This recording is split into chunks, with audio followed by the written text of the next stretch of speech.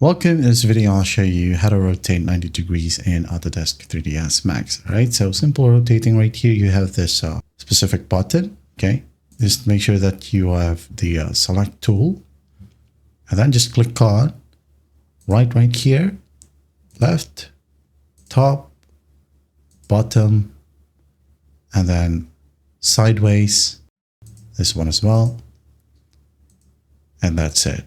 Now, as per object, you can go ahead and use a 90-degree rotation method by using an angle snap. Okay, so first up, toggle angle snap right here. You can click on it or press A on your keyboard. Make sure that it is highlighted.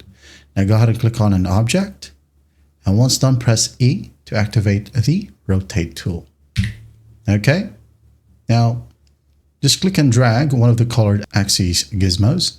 For example, we have here X, Y, and Z. Okay? Right here.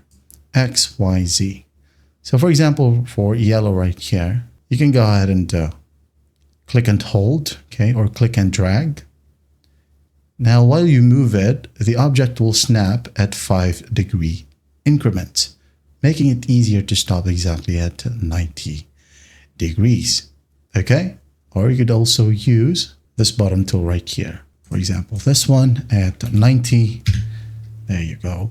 This one as well at 90. There you go. And there you have it. That is how you rotate 90 degrees in Autodesk 3ds Max.